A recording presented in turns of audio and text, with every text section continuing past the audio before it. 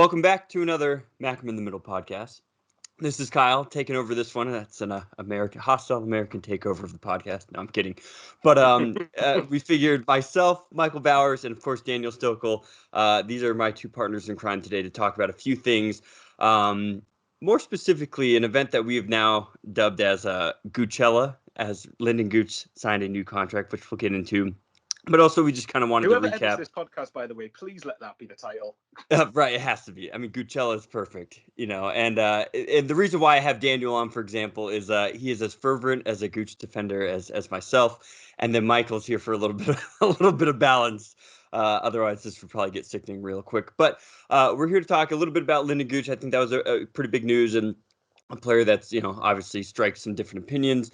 And then we're going to touch briefly on ownership. I say briefly, but with Michael, that could obviously get into the weeds. But briefly on the ownership situation. No, it's fine. It takes as long as it takes. It's okay. Right, exactly. Ownership situation. Obviously, the schedule release, the fixture release, and then just some brief things about different signings. Who else do you think from the current club we should sign, and outside the club, obviously, who we're looking to bring in. There's all the swirling rumors, and it's impossible to kind of get that all into a pod without it going bust almost immediately as players sign elsewhere. But like I said, as the official Goochella podcast, Lyndon Gooch, there was a lot of speculation about, was he going to resign? Swansea was poking around. There's some different opportunities here and there. I personally thought that after the championship game that he was going to be gone. I thought for sure he was going to be gone, but lo and behold, earlier this week he does extend his stay with the club for 2 years. Which makes him amongst the longest-serving players in the club's history, but mostly recent history. But who was the player, Daniel, that we discovered was one of the longest players?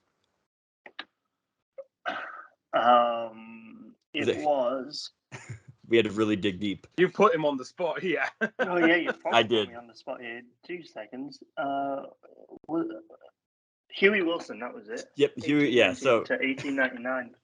So I mean, yeah, Gooch really is up there as far as this club's history has been obviously very storied and very long, but Gooch really has carved out quite his place. He's now been with us.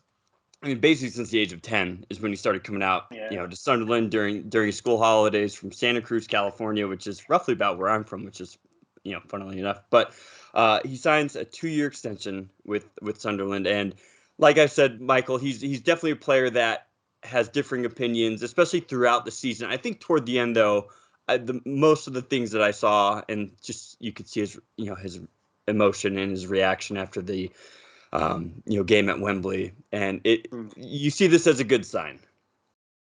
Yeah, no, ultimately it is. So yes, everyone can be shocked straight away that I've said that. Yes, it is a good sign. I mean, as I remember, we did a podcast. I think me and Kyle were. I don't remember if Daniel was on it, but me and Kyle were on a podcast. I think with Josh, and we were saying, like, player of like the last season just gone, who was the most improved, who did this, that, and the other. And I said to Kyle that it actually was going to surprise him that I thought Gooch was the most improved, certainly under Alex Neil, because I thought defensively in the playoffs, I thought he was outstanding. To be fair to him, and as everyone knows by now, I'm one of Gooch's biggest critics. But one of the things I'll never accuse him of is phoning it in, like we've seen a lot of players do for Sunderland over the last however many years. And in terms of continuity, and Alex Neil touched on it in the statement about keeping Lyndon Gooch, you want to keep a core together. You want to keep the continuity. And yes, we know we have to upgrade in certain positions. This is where I'm going to invite attacks here. I don't think Gooch is good enough to start in the Championship, personally. But, well, at least not on a regular basis. There'll be some games where he'll need to be used. But as a squad player, I don't think you could have had anyone any better, because you've got some. Because if, say, he went, we'd have to probably spend money, and if not on transfer fees, probably more money on wages to replace him. And you're going to have someone who doesn't have as much love for the club as what Lyndon Gooch does. And he's versatile. He covers a number of positions. So as far as keeping him, certainly as a squad player, I'm more than content with that. I'm more than happy with it. It's a start. It just kind of puts things at ease a bit. And look, to be fair, whatever my opinion on Lyndon Gooch, Preston and Swansea were reportedly interested in him. You're not going to attract Championship interest if he hasn't got something to offer, at least to some degree at this level. So, yeah, fair play to the guy. And look, you could tell what it meant to him for us to get promoted. And that's just one of the things. That's what we want, isn't it? We want players who give a damn about the club. We want players who actually show that they care about what's going on. And after the 2 relegation seasons where we saw anything but that, it's a nice refreshing change. And I was with you, Kyle. I thought when you saw his body language, like after the game and during his interview at the club at Wembley, I got the impression that was going to be the last time that he was going to play for us. If it was, it would have been the best way for him to leave. Right. But thankfully not, and he's staying. So fair play to the lad. He deserves it. Right, right. I definitely felt there's a few weeks leading up to Wembley, there was some guy popping off on Instagram in the comments about it's supposedly seeing Lyndon Gooch and a bunch of other Sunderland players at a bar in Newcastle, and he overheard him talking about how he was planning on signing for Wigan. And I was like, you know what, that actually makes a lot of sense, but obviously I want to keep him here, and obviously he has now stayed, so all that goes to rest. But Daniel, the one thing that I really see with Lyndon Gooch, besides just a cracking player, obviously, it's very vital to keep someone like him, around the squad. Not only because he can contribute, but just about any player that now comes to the club on a new signing or a transfer or whatever. Alex Neil can basically point at Lyndon Gooch and say, "If you want to know what it means to play for this club," and points right at Lyndon Gooch. Right? Do you feel like Gooch now kind of embodies a lot of what we as fans want to see from just about any player who comes through? Yeah, definitely. I mean, he's been here since he was 10 years old, when we were living life in the Premier League. He's played or witnessed the Tyne-Wear derbies. He's witnessed the Lee Catamals, the John O'Sheas, the players that really understand Sunderland Football Club to the degree that it needs to be understood. It's not a club where you can go get paid a lot of money and have a half-assed attempt at playing football. You've got to give that 120, 130% every single game, because clearly the fans aren't scared to show their emotions when they see that you've put in 60% effort, or you've not played as well as you should have done or could have done. And he's one of the last remaining people that we've got. So from that point of view, he's one of the biggest assets we can have at the club. Someone who can really show the new people what it means to play for the Sunderland first team, and the new signings what it means to sign for a club of this stature. I think Luke O'Nien is starting to slowly get to that point as well. He sort of seems to understand Sunderland as well, so he's another good person that we can rely on in terms of that. But another thing on Lyndon Gooch, which I know Michael said he doesn't really see him starting, or doesn't think that he should really start many games at the moment. But we've seen a clear turnaround from February when Alex Neil took over. The Lyndon Gooch for Lee Johnson and the Lyndon Gooch for Alex Neil are two different players. And that's a credit to Alex Neil's man management. So I strongly believe that if you give Gooch a full pre-season under Alex Neil, play him in a position where he wants to play as well, where Alex Neil can look and assess it at the training ground over the next 4 weeks where his best position is, we will see a completely different Lyndon Gooch going forward. I mean, he's only 26. He's only just breaking through to his prime at the moment. So that's another thing that we need to take into consideration. This is a player that's 26, gets the club, understands the club, and has understood it since he came and made the gamble when he was 10 years old. And now we're about to see a different Lyndon Gooch, a Gooch that was potentially not by confidence through the past 4 seasons of League One and the relegation from the Premier League, the relegation from the Championship. He's been through it all and there to take us back up again, whether that's on the pitch or off the pitch. So I think in terms of an asset, this is a great deal and a huge contract that we've given out deservedly after the change around he's had in form. So I'm just excited to see how he starts in July and August, because I strongly feel that a pre-season under Alex Neil will transform him even more. Right. Gooch hat trick against Coventry, calling it. Right. I think I put that in the Twitter group. I was just like, what are the odds? Someone give me odds for Lyndon Gooch to score the first goal next season, because I just feel that coming. But in all seriousness, I think it's, as an American fan, obviously I love seeing him, and as kind of dumb and cheesy as that sounds, like when I was a free agent, so to speak, looking for clubs to follow and things like that, when I started poking around Sunderland, the one thing I do, I pull up the roster and I'm like, okay, let me let me see which American players are on this squad, and sure enough, he was there, and I was like, yep, that pretty much sealed the deal for me. I knew nothing about him. Like even watching the U.S. men's national team, I know he had made a couple debuts and stuff, but I never never knew of him, never really heard of him. But as soon as I kind of saw that, it kind of cemented my fate to support this club. And obviously, Can I also say as well, bringing up that point about the US national team, now that he's back in the championship, there is argument that he could see this as an opportunity to break back into that team. I know Good point. he might not be as good as well, nowhere near as good as like the likes of Pulisic, and all the other attacking forwards that right, it's US pretty men's stacked. national team have. But his versatility, his ability to play in multiple different positions and do a good job of it. Now he's in the championship. At 26, he's still got that opportunity to break back into the national team, which, from Right. my perspective, could drive him on to perform at an even higher level now. Right. Because he's going to get seen. All our players are going to get seen internationally now because we're not stuck in League One. So that's another factor that I feel like could benefit everyone's performance. Yeah, he's been out for quite a bit. I think his last kind of appearance was in 2016. But nonetheless, yeah, no, you do make a good point. I think this will kind of remotivate him as well. And the thing I really like that I saw, it's interesting when you follow a lot of our players on social media and whatnot, and just kind of see how each player handles the off season. I mean, it was weeks ago that you saw Lyndon Gooch with Max Power and a few other players from the championship. They were all doing like a training together, like really intense, intense training, which you love to see that. I get that like these other players want a vacation and probably relax because I don't know all that goes into being a professional footballer and things like that. But you could see it just even on the video that the club released yesterday. It was just like, oh, the lads are back at training. And you just see some of the players just dragging ass real, excuse my language, but just like really, really huffing and puffing out there. And you could tell like a lot of them probably weren't as up to date with their fitness. And you could tell Gooch, I mean, he's probably energized by that contract. He wants to, kind of prove his worth. He did all the work to get him here, and now is not the time to rest. Like this was just kind of step one. It took longer than than we wanted, but I really like this. Just kind of the last few things on Lyndon Gooch. I think this sums it up pretty well. I'm just on his Wikipedia, of course. But yeah, 2016, he made his first Premier League debut against Manchester City, of course. It was a 2-1 defeat.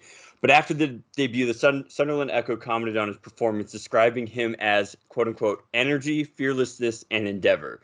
And yeah, I feel like those three words are pretty much what sums up Lyndon Gooch.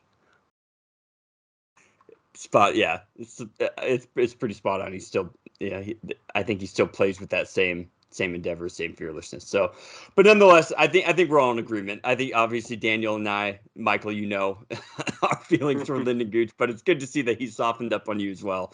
And I like I said, I think he's a really good player to have around the club. You want to be able to point to someone and say that's what it means to play for the club. Just to point out as well quickly that I think players for morale for the dressing room, I think could make a bigger impact than people think. And whatever my opinion on Lyndon Gooch as a player, and I still believe I'd want better than him starting in the championship. But you never know. Hopefully Daniel's point is right. I think that having him around the dressing room, I think, could be a big factor. It's the same way that I think like Max Power recent times as an example, as someone who was probably popular in the dressing room. I'd like to think that Lyndon Gooch will have that same impact and will have that same influence. And if you have a happier dressing room, you're more likely to get wins on the pitch and consistent results. Right. You need that continuity, right? Yeah, you need the core. Yep.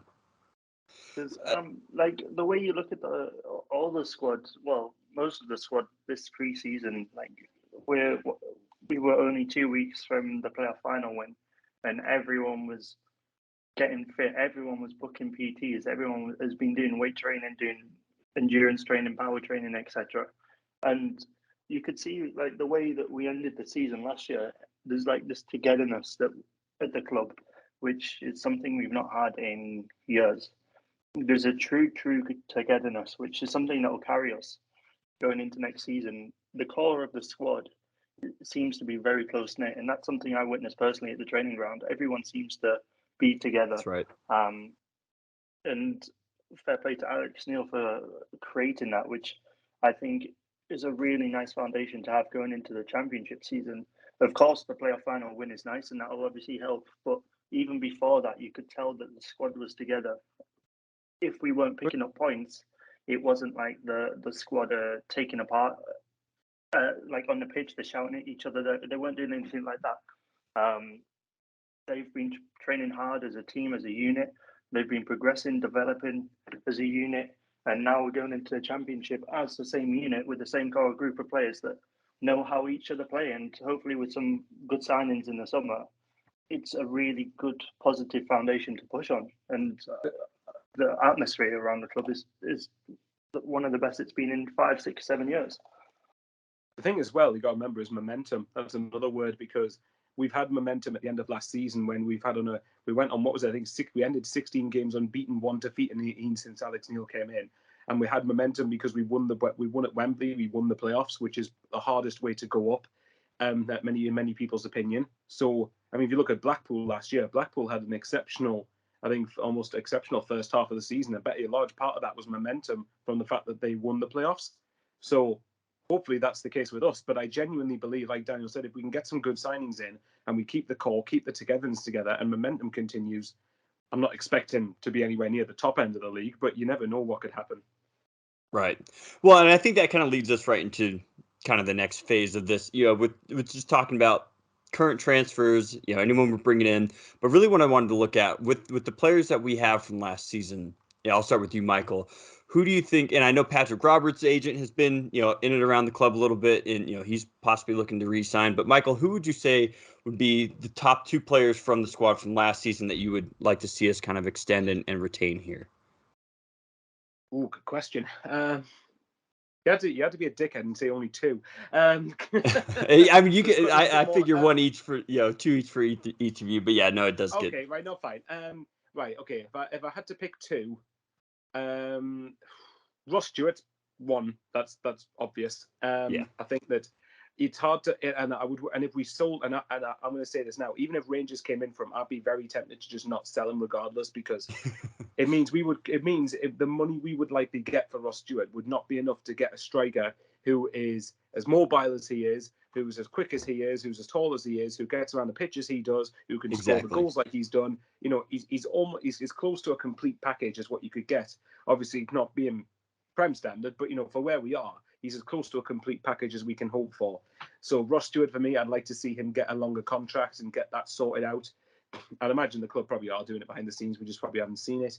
And then I suppose one of the other 2 would have to be Bailey Wright or Patrick Roberts, because the other guys have pretty much got solid contracts. For me, it's got to be Patrick Roberts. Okay, you love Bailey Wright. I know you were going to expect me to say Bailey Wright. I'm shocked. But there's a reason, because I was listening to the What the Folk pod, Graham Folk, so go and subscribe to that. But he asked one of the lads a question that out of Wright and Roberts, if you had to pick one to keep, who would it be? And that's kind of similar with me. I would say that the reason I say Patrick Roberts is because we already have Danny Bart there. And I think Danny Bart is someone who, like Bailey Wright, I think has got good leadership skills and is able to organise things. And I think we could cope without Bailey Wright a bit more than I think we could without Patrick Roberts. I'm not saying you couldn't get any other players like Patrick Roberts, but when you've got someone like Patrick Roberts right there who's ready to sign the contracts, for me, that should be done. No, I'm going to cheat. I'm going to say Bailey Wright as well. I'm sorry, Kyle. I can't stick to 2. That's fair. Okay, no, I was expecting. I can't not include Bailey Wright in this. Whether Bailey Wright starts every week, I don't know again, but I think he'll start a handful of games, because remember, the Championship, especially with how the season's formatted with the World Cup, you're going to have a lot more midweek fixtures, I would imagine. And there might be a few rearranged fixtures to contend with as well. Although not because of international breaks or Papa John's games, that'd be quite nice. But you're going to have a lot of rearranged fixtures, and I think the guys in the squad will have their work cut out for them. So yeah, it would have to be Stewart, Roberts and Wright. I know you said 2, but I'm cheating. No, that's fair. That's fair, because that kind of brings Daniel. We'll go to you next. With I guess a few of the other players, especially the ones we had on loan, such as Jack Clark. Where do you see a player like Jack Clark? Because I've seen him. Tottenham's possibly thinking about letting him go. Letting him sign for possibly us or anyone else. What are your opinions on Jack Clark? Do you think he's someone that we should also aim to re-sign, or do you think that we have kind of enough kind of coverage in that position already? personally, I don't think we've got anywhere near enough coverage in any position. Yeah, you're probably right. Yeah, especially of championship quality. The depth we need. We're looking at 9-10 players that we probably need of championship quality, high end championship, potentially borderline Premier League quality, is what we need. And Jack Clark is another player that we've seen develop tremendously in the last year that we've had him, or 6 months that we've had him. I can't remember when we signed him, but he was a player that frustrated me a lot of. yeah, And towards maybe March, April, May time, because he would be a left winger that didn't have a left foot. But Alex Neil has made him believe in that left foot, and that's what got us through to the playoff final. And that's what's created some critical goals for us in the last couple of months leading up to the season. So now that he's back in a league that you can play pretty football in, yeah, absolutely, I'd take him back. Without two thoughts, I'd take him back, because I feel like he'd be a great player to have and utilise in any of those front three positions, as a second striker, as a left winger or right winger. It's that sort of fast-paced, slick football that he can play. He can drag 3, 4, 5 defenders out of position. He can run rings around them all day. He's intelligent, and he can put a good delivery in. He can score good goals as well. So yeah, I wouldn't think twice about re-signing him, whether that's on loan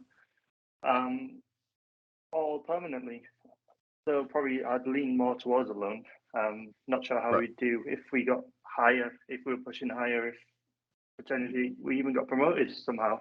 But yeah, I think there's a lot of players that we need. But going back to your question about what 2-3 players would I want to see, I think it's an easy question. I think Ross Stewart, Anthony Patterson, and Dan Neil are the 3 players that we need to put on longer contracts, regardless of what they're already on. It's been years since we've had a true number 9, a true out-and-out striker that can get on balls, that can get on the end of balls and score goals, can score different kinds of goals. He's only 25. He's one that we need to be putting on a 3-4 year deal, because he's only going to develop. He's had that sniff in Scotland national team as well, so he's going to want to really push on this season. And I feel like he could do it higher as well. Anthony Patterson, same. We've not had a solid, good keeper since Jordan Pickford for us, and we finally got one that can do a job, that's young, that's agile, that can create tremendous saves. He saved us a couple of times. The way he commanded that box at Wembley was sensational. He was a player that, when we first gave his debut, he was shaky for the first couple of months, but that belief, that trust in him, has allowed him to grow into a number 1 that I truly, truly trust to have in the goal of us. So, and I'm sure that every other player on that pitch is confident that he's the one behind them as well. And Daniel is another very, very talented centre mid that should get minutes in this league, because he's going to be a player that can tear this league apart with the type of football that's played in here. It's not shithouse football anymore. It's pretty football. It's nice, fast flowing football. It's technical, intelligent football, which is exactly what Daniel can do. We saw that he could do it in League One, and because of the physicality of it, he probably struggled towards the end because of how young he is and how much he got played. But the work he's put in over pre-season, and also the fact that he's had Premier League clubs after him, I think he's another one that we should tie down, get sorted, because we should be building around those 3. Yep. Just to point out, Dan Neil's got another 3 years left on his contract. I'd boost it to 5, seriously, because it's not often. I mean, the last real player that we had come from our academy other than Pickford was Jordan Henderson. He's gone on to win basically everything. It's not often that you'll get a player from your academy that will produce levels like this, and we've got him from League One. We gave him that chance in League One. I would give 5 years, 6 years to him, and really tie him down to show that we want to build around him. Because if Alex Neil or Christian Speakman or KLD said that they were going to sell the whole squad tomorrow to raise funds, they would be the three that I feel like we have to build around no matter what. And they'd be the three that I'd be devastated to see go. So I think it's a very simple question, and that is our future.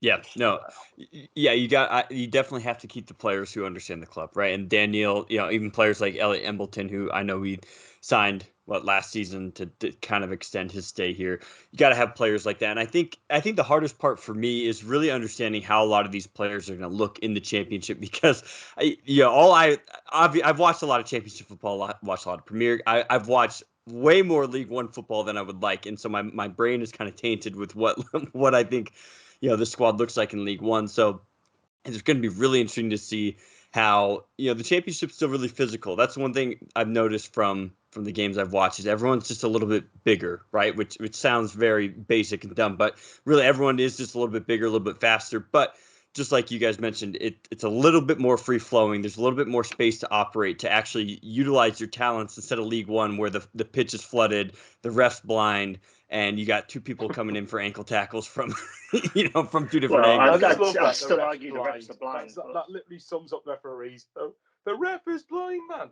Yeah, League One was a treat. Let me tell you. You're right. The championship is a step up because that's when it starts getting serious. That's when the money starts talking. Like the championship playoff final is the most expensive game of football in the world. We're not talking about budgets of £5 million and under, budgets of £1 million with clubs. We're talking about clubs that are happy to spend 50, 60, 70 million pounds on their transfer window. So you've got to be fitter, you've got to be stronger, you've got to be mentally faster, you've got to be more switched on, you've got to be more agile. Every touch you take in League One, you probably have another 5 touches that you can make. Every touch in championship that you make, you're going to get tackled. You're going to get someone pressing you because these players that are coming into the championship don't see it as a shit league anymore, like maybe they would have 10 years ago when no one really cared about them. I think Wolves were one of the teams that sort of transformed that when they bought all of Sporting Lisbon's players to the championship. This is a serious division now, and there's a lot at stake. And we're competing with teams that have got way bigger budgets than us, and teams that have got budgets the size of Premier League clubs. And in fact, half of the teams in here have got owners that are richer than half the Premier League clubs. So it's a case of if you're wanting to be serious in this league, you have no margin for error, really, because there's going to be 5-6 players that are ready to take that spot. There's going to be 5-6 players that are going to snap you in half and run you ragged in this league. So it's a huge step up, and that's why I think all these players in pre-season are getting fit, are going to PTs, are getting strength and conditioning coaches, are doing that power training, etc. Because that is what you need. That's the minimum of what you need at the moment. And the way the teams are, the transfer window's gone so far for other teams, this is a scary league now. And like I said, there is no margin for error for any team or any player. Yeah, I was going to say just this. The last thing on players is just Nathan Broadhead. Just figure it out and bring him, because I think Nathan Broadhead, Gooch, and a few of the other players that we mentioned are definitely the type that will play up. They will definitely play up to their opposition. They would also we've seen Gooch and stuff kind of get lost, playing against League One. Not lost, but you know what I mean. Just kind of not playing to his full ability. And I think you definitely need the players who rise to the occasion, who play up, to kind of utilize all the potential they have. A lot of the players we have, I don't think are just the God-given football players with the talent that's out of this world. They have to kind of work for everything. And those are the players I love to see assigned, people like Lyndon Gooch. Elliot Embleton, I think, is a good example. He's got all the talent, but he just has to work really hard for it, which you need that. You need that. So it's good to see the players working hard in the offseason. Yeah, Nathan Broadhead, just figure that out and bring him in. So moving on, we're going to, a lot of ownership stuff was figured out, and I think a lot of relief, and I think it's been covered better than I think what we'll cover it. But Michael, we'll start with you. It seems like the ownership picture now with Louis Dreyfus now having 51%, the controlling majority, with our pal Juan Sartori, and then of course Stuart Donald still kicking around a little bit. Feelings after this week's kind of news about the ownership situation? relief for a start, because I've been very sick of this being a subject. Yes. But just because I'm sick of it doesn't mean that the subject itself isn't important, because it is. But I think when you look at it, Charlie Methven, I mean, if you look at what legacy he's leaving behind, he's the dude who spoke down to people sometimes. I think, right, I'll quickly touch on the thing with Methven. One thing, and this is probably PR. I'm fully aware of this. But one thing that he said, PR or not, that I agreed with, was that I felt the standards at Sunderland had been very, very low by the time that, and I'm not just talking morale, I'm talking standards among staff, standards among players had reached a low. It must have done if we've had 2 relegations. But the point is, they did. Methven made a good name for himself at the start, as did Donald. But obviously things unravelled very quickly with a bit of scrutiny. Methven needed to. Well, I mean, both of them ideally needed to go. But Methven has certainly, if you had to pick one of them, you can tolerate Donald staying with a less shares, a bit more so. So Methven buggering off for a start is a good thing. Although it'll be interesting to see how he comes out and tries to maybe slag Sunderland fans off again. Now he isn't under any contractual negotiations to not speak up about it. Donald, you know, he's got, what is it, 19% now. So that's, but at the end of the day, the way I look at it is some people will still get their knickers in a twist with the idea that Donald's there. And I kind of get why to a degree. But for me, they've got to look at it this way. Is Donald going to have any say whatsoever in football operations? I'd be very, very surprised if he did. And then, was it KLD and Wan Sartori? 81% combined between them. I've been someone who's been very critical of Wan Sartori because I feel like he made promises like so many years ago that he was going to help revolutionize things. He was going to help like with the academy or get some contacts in. And I've yet to see any of that over the last 4 seasons. And I understand he's had his own political interests, but the way I look at it is then don't promise that you're going to do things with a club the size of Sunderland because it requires commitment and time. Having said that, with Madrox effectively leaving in terms of influence and one of them departing altogether, it'd be interesting to see what him and KLD can do without maybe being restricted potentially by the Madrox lot. And that's one of the things that I'm most curious about happening. But at the end of the day, this is something that needed to happen just for the sake of, well, not having the fans together come in for a start. No cryptocurrency stuff.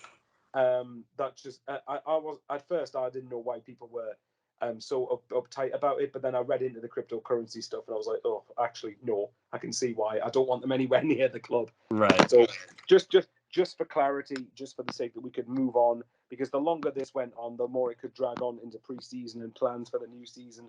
So this is hopefully this is done now definitively, at least for the time being, and we can now start to focus on getting the football club and the players and the squad ready for a championship season.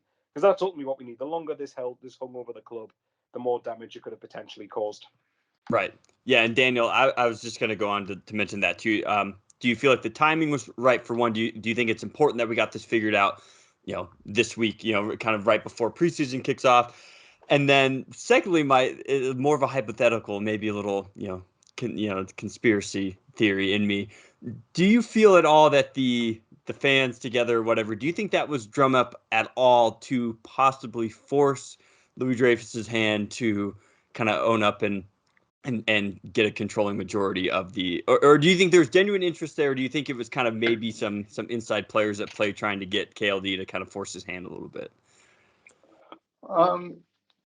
So I would say that in terms of timing, I think, yeah, we've probably done it at the right time. Maybe it would have been good to do it a couple of weeks earlier, just so that we could get the budgets completely sorted, so that we could know, well, I guess the board of directors knew who was funding what, how much we had to play with. I know they would previously figured out the budgets in January and before then, because of course you've got to, but you can't work out the full extent of how much each person is paying, so you don't know what your actual disposable is.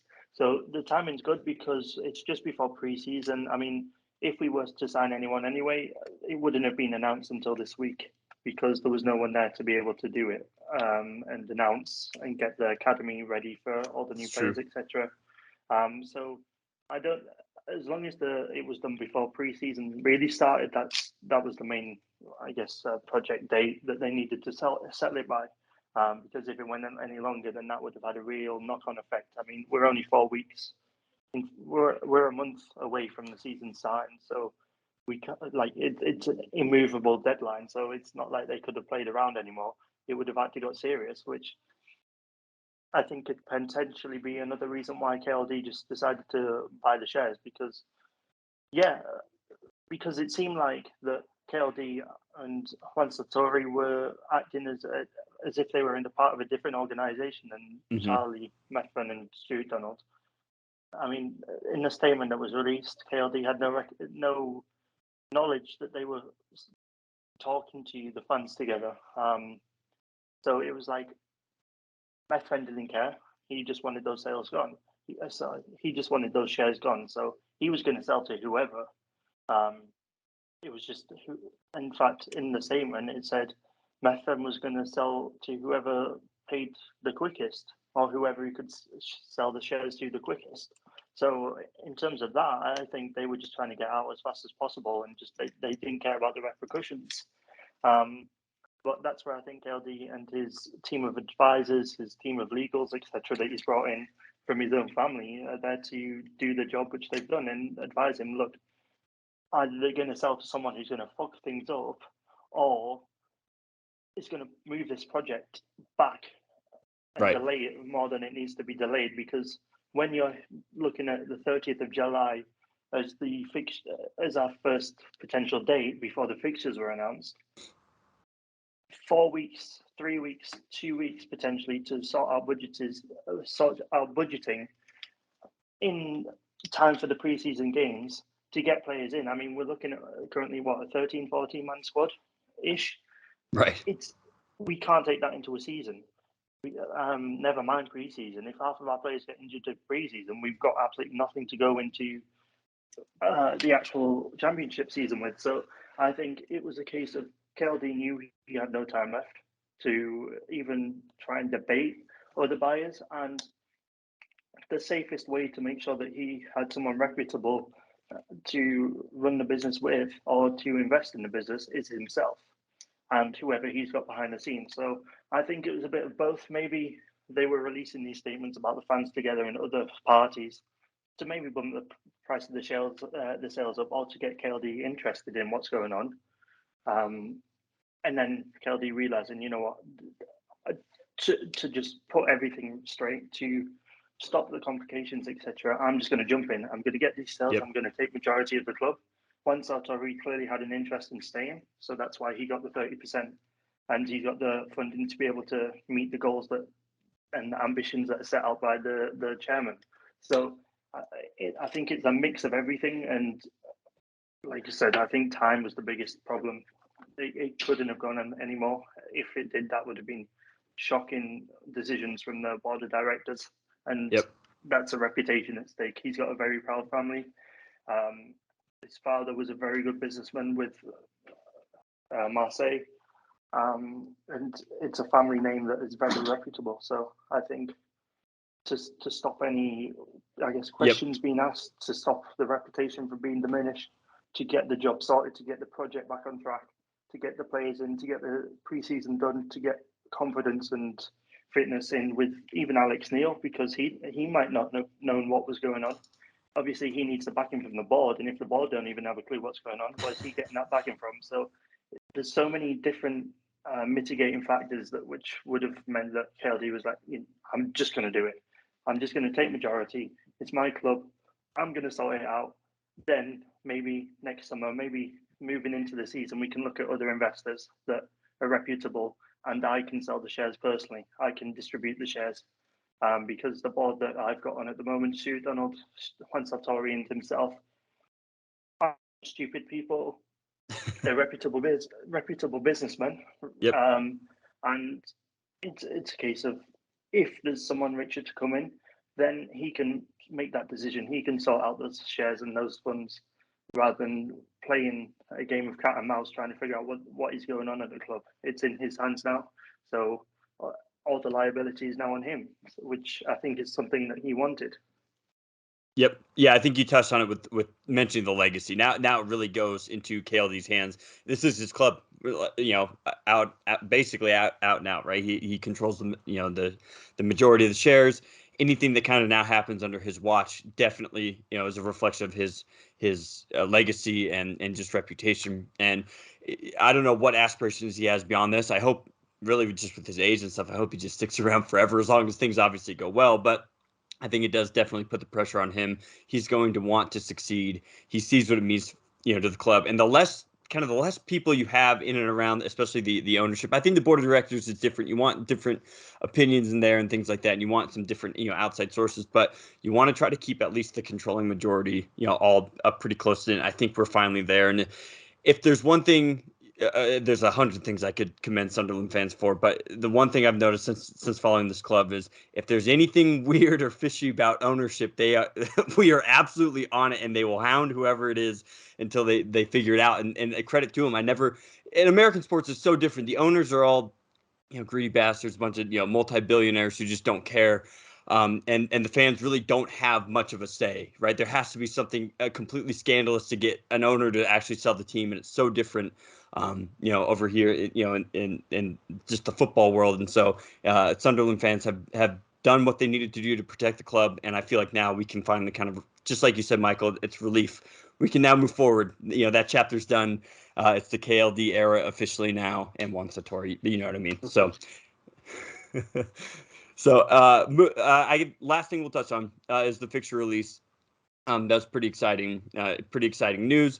We'll just kind of rattle through this real quick. But Michael, what kind of matches stood out to you? Obviously, the season starts on a Sunday, July 31st. It's going to be a lovely 5 a.m. game for me.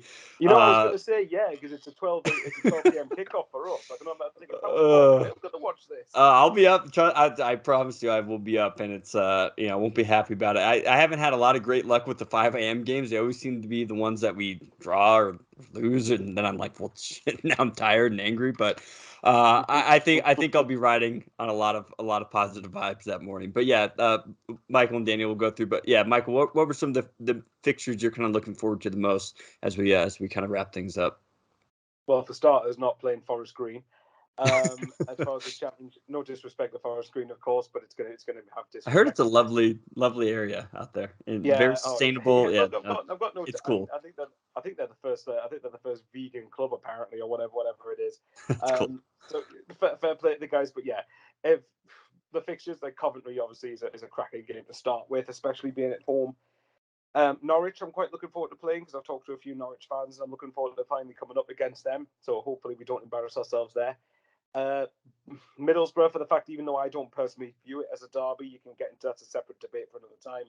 But for me, it's still much better playing Borough than playing half the teams that were in League One.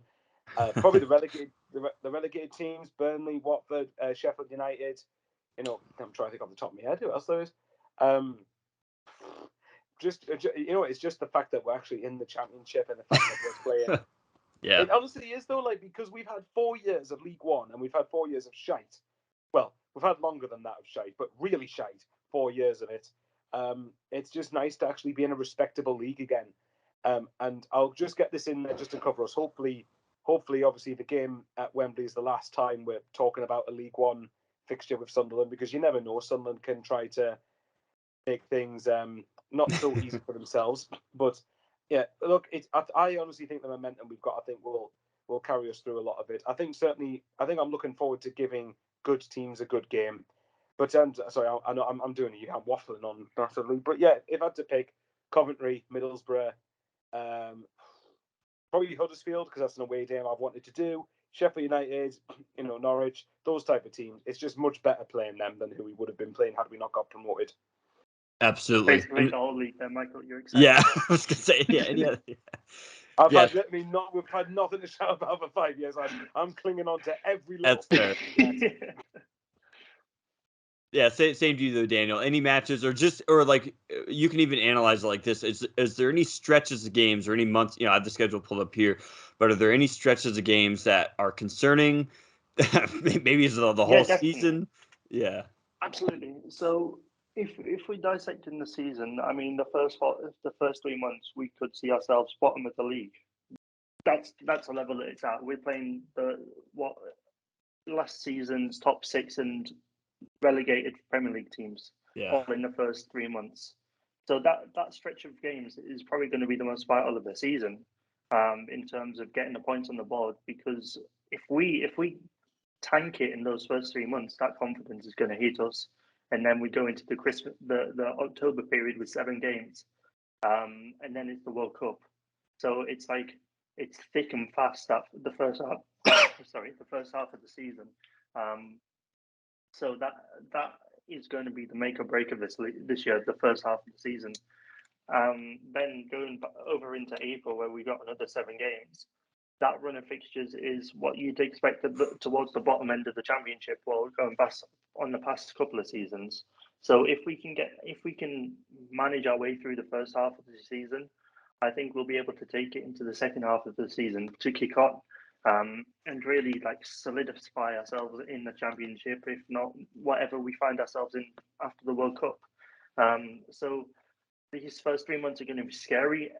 Every game is going to be edge of the seat, sort of fingernail biting,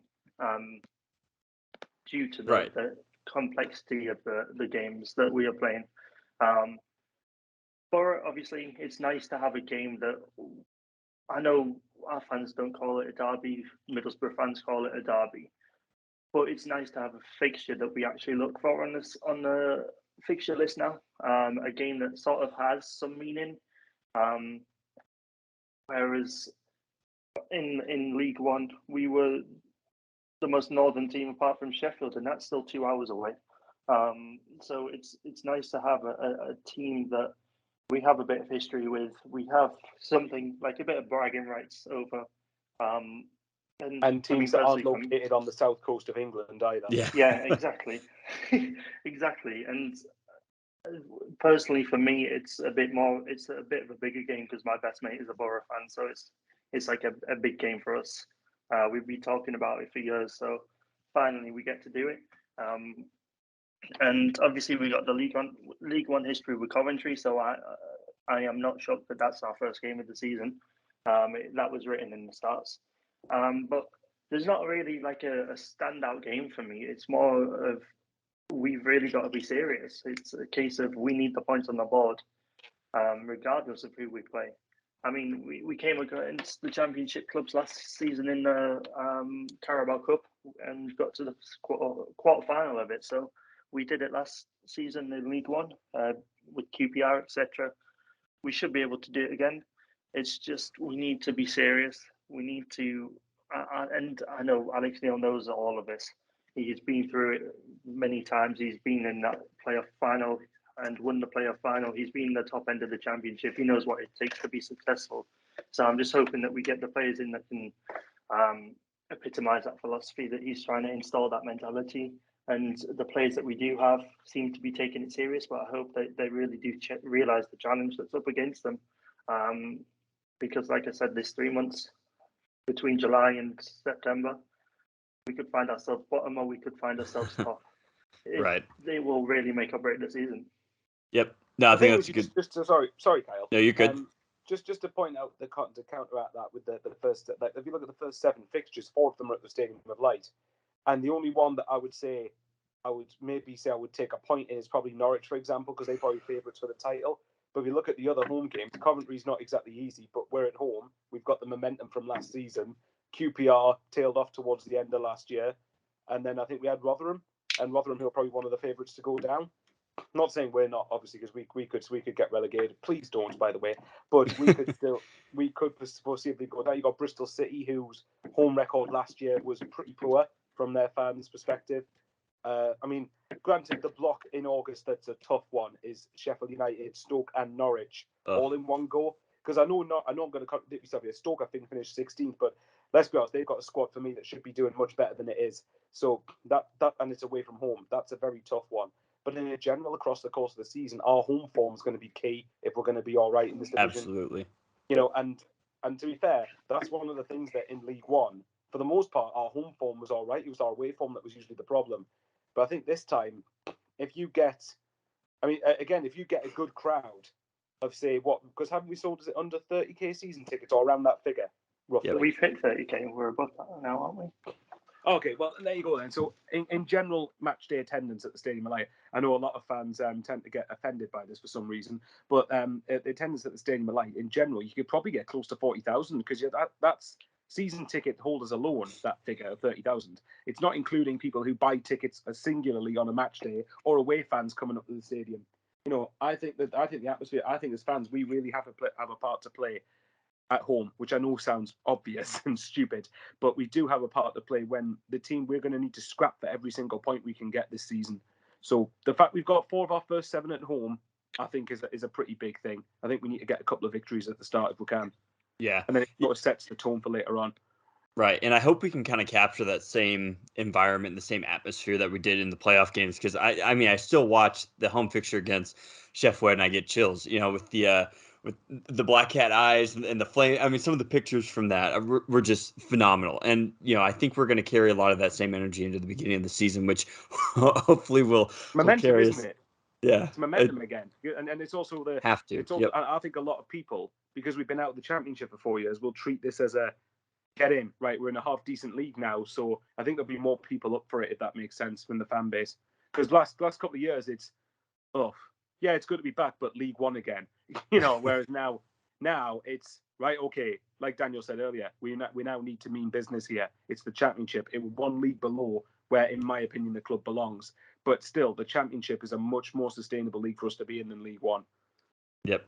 Yeah, I think, and just to wrap it up, I think a few fixtures I'm looking forward to. I'm going to love Wigan, right? Just because their fans are just hilarious to me. And they just will not let it go.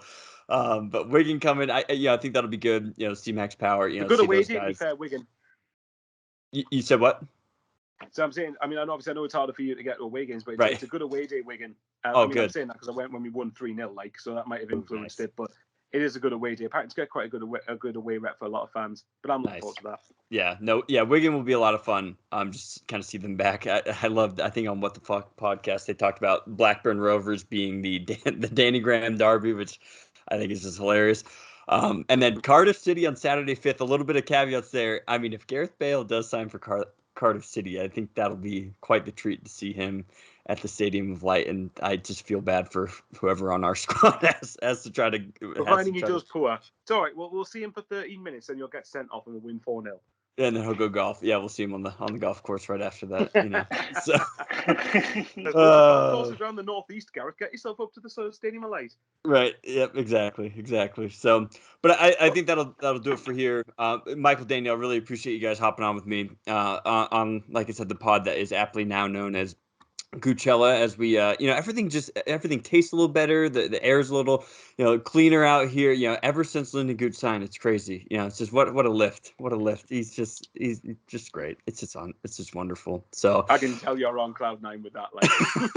it's good, yeah. Because I would have had, it's just we got to have the connection there. For other American fans, you never know. Other fans who are looking for a team, they'll pull up the roster, they'll see Lyndon Gooch there, and you never know. There'll be more of me around, which is like I said, it's always great. You guys have, as always, welcomed us, American fans into the fold. So I'm always appreciative of that. But yeah, Lyndon Gooch played a big part there. So Goochella is officially underway until probably the first game. So we'll see how it all goes down. But ride on that crest wave, Kyle. Ride on that crest wave. Yes, Santa Cruz wave. Yes, I got to Photoshop that. Yeah, Lyndon Gooch on a wave. I know his brother's a professional surfer.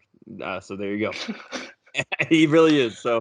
But with that, this has been another episode of Mackem in the Middle, and I'm sure a lot of the signings that we talked about will probably either sign somewhere else or whatever, but that's just how these things work. So, but until then, we will, I'm sure Josh will be back next week to kind of catch up on a few other things. So, but until then, we will see you later. That's all, folks.